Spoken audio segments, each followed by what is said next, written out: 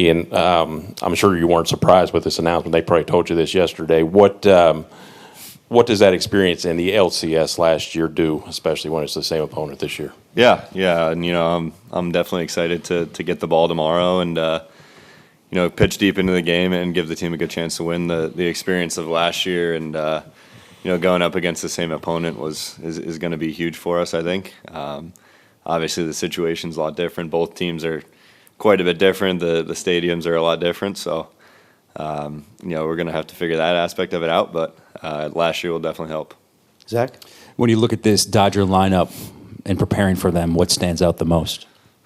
Man, I think it's just the quality from top to bottom. The at-bats that they put up, they're one of the few teams that don't give away any at-bats, even in the big leagues. And it's tough. You have to make your pitches, and 1 through 8, 1 through 9 even, you gotta stay on the attack and make your pitches, or they're going to make you pay. The last thing you want to do is give them free bases and extra outs, and that's going to be the big key. Dave?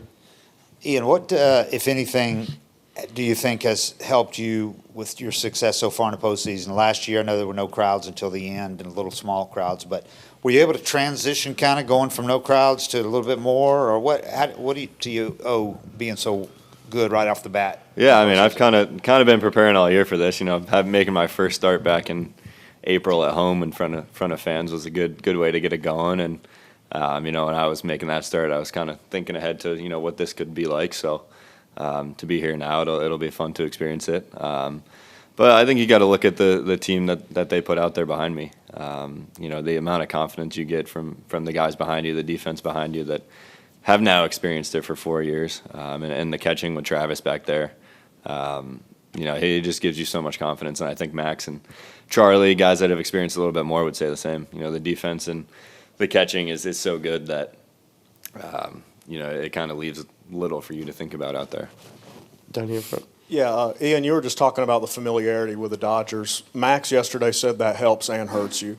How specifically does it help just to know those hitters? Yeah, I mean it's the playoffs, so some guys tend to step up, some guys tend to falter, but knowing these guys will definitely help. Just kind of formulate a game plan. We kind of know what they like to do offensively, and I think that's going to be a big part of the chess match of kind of figuring things out as how we pitch these guys and how we go. Anything else for you? Down here in front.